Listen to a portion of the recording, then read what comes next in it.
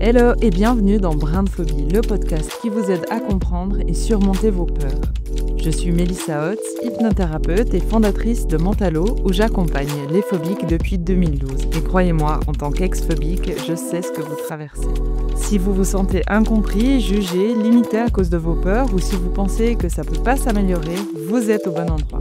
Ensemble, nous allons transformer vos peurs en force pour que vous puissiez enfin vivre sans contrainte et retrouver votre liberté. On va être honnête, ma phobie est pire que l'autre. C'est ce qu'on m'a dit l'autre jour au cabinet.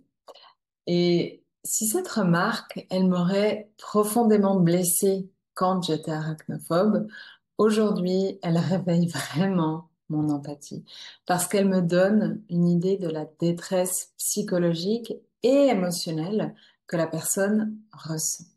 C'est pas une provocation, c'est vraiment un appel à l'aide. Et dans l'épisode d'aujourd'hui, j'ai envie de vous expliquer ce qui se cache derrière cette phrase. C'est pas pour dire si la personne elle a tort ou si elle a raison, mais pour explorer les mécanismes qu'il y a derrière, ce que ça révèle. Parce que peut-être que vous aussi, vous avez ce sentiment, que pour vous c'est pire. Ou au contraire, on vous a peut-être déjà dit que franchement, c'est pas si grave et puis faut culpabiliser parce que ça pourrait être vachement pire. Donc vous allez comprendre que ce que vous vivez, ce que vous ressentez, c'est valide. Et je pense que ça, on ne le dit pas assez, mais c'est valide. Et au fond, c'est un thème qui s'adresse à tout le monde, pas qu'aux phobiques, parce qu'on a tous besoin de se sentir compris et validé. Bon, je dois quand même admettre que factuellement, il y a quand même des phobies plus chiantes que d'autres. On est moins souvent confronté à des avions qu'à des ascenseurs, ou aux serpents qu'aux chiens. Il y a aussi des phobies qui sont moins communes. Par exemple, la lacanophobie, la phobie des légumes, elle est moins connue, moins répandue, surtout moins comprise que la peur du vide. Mais ça rend pas la phobie moins handicapante pour autant.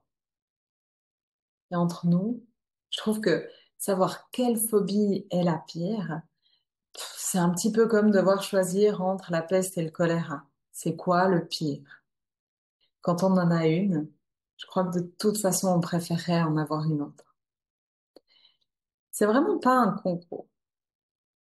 Ce qui compte, c'est l'impact que la phobie a sur nous, sur nos vies, sur nos relations.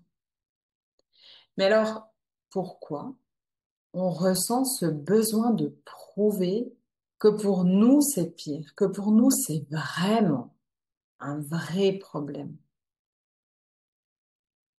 Encore une fois, hein, c'est pas de la provocation ou une tentative de compétition, c'est un besoin très humain de reconnaissance.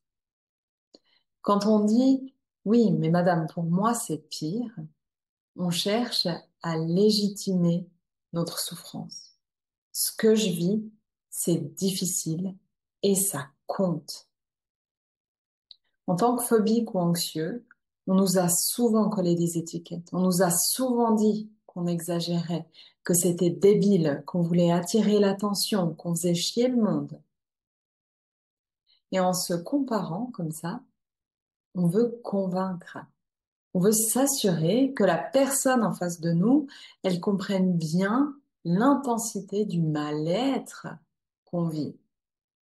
Et plus la phobie est rare, ou plus on croit que personne nous comprend, que personne vit ça, eh ben, plus on se sent seul et on cherche de l'empathie.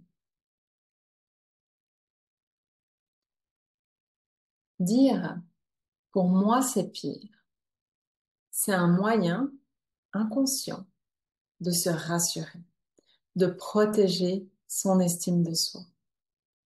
Quelque part, c'est aussi rassurant parce que c'est pas que je suis faible, c'est ma peur qui est très, très, très forte. Et du coup, elle est légitime. Maintenant, Qu'est-ce qui se passe quand on est la personne en face? Celle à qui, en gros, on dit, c'est pas si grave pour toi. Eh ben, bizarrement, ça remet aussi en cause notre légitimité.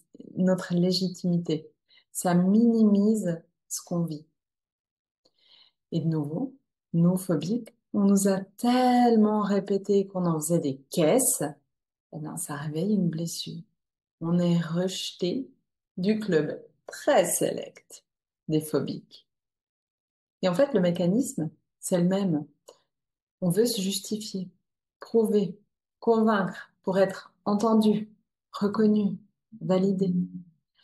Et dans les deux cas, quand notre légitimité est remise en question, eh ben, ça peut réveiller un sentiment de honte.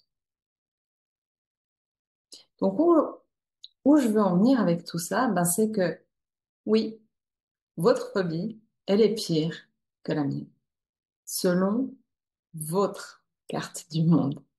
La carte du monde, c'est quoi? En PNL, ça désigne la manière dont on voit, dont on construit la réalité dans notre tête.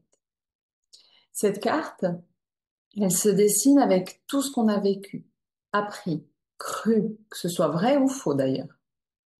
Vous avez déjà vu ces vieilles cartes de navigateurs avec des terres inconnues et puis des monstres marins ici et là, des trucs énormes comme ça, qu'on n'a jamais vus d'ailleurs. Hein? Eh ben, c'est nous, ça. C'est nous. C'est comme ça. Quand j'étais arachnophobe, les araignées, ben, c'était ces monstres gigantesques dessinés sur ma carte. Mais sur votre carte, à vous, il y a peut-être pas d'araignées. Et vous regardez votre carte en vous disant, mais elle est dingue celle-là. Qu'est-ce qu'elle me raconte? Il n'y a pas d'araignée géante, ça n'existe pas. Par contre, sur ma carte, il y a des falaises, il y a des ponts suspendus, des gouffres sans fond. Elle ne les voit pas, ça? Pourtant, c'est vachement plus flippant. Ben non, je les vois pas. Comprenez? On n'a pas la même carte. Là où pour vous, c'est noté belle forêt, moi, c'est écrit nid d'araignée. Et inversement, hein, là où pour vous, c'est noté gouffre béant, moi, c'est noté belle vue. Et vu sous cet angle, ben, je suis d'accord avec vous. Votre phobie est pire que la mienne, selon votre carte. Mais au final, la réalité, elle est sur le terrain, pas sur nos cartes.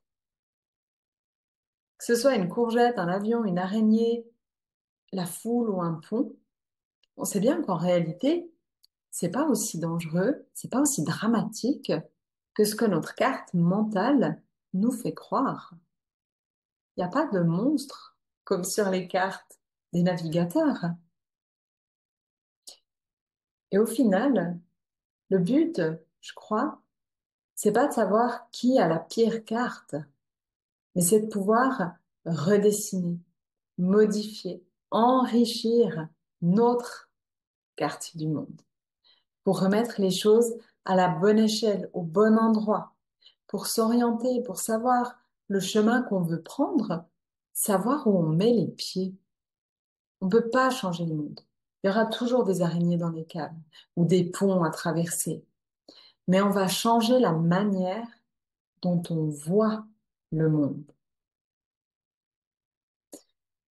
Voilà, j'espère que cet épisode vous aura permis de mieux comprendre pourquoi on compare les phobies et ce que ça révèle, ce besoin de validation, ce besoin de légitimité, que ce soit pour vous ou pour les autres, mais aussi de prendre conscience que le plus important, c'est pas de savoir qui souffre le plus, mais que vous, individuellement, personnellement, vous avez le droit de redessiner votre carte pour naviguer sereinement dans votre vie. Je vous remercie de m'avoir écouté. N'hésitez pas à me partager vos impressions, vos retours et bien sûr à partager cet épisode autour de vous. Je me réjouis de vous retrouver dans le prochain épisode. D'ici là, prenez soin de vous et je vous dis à bientôt.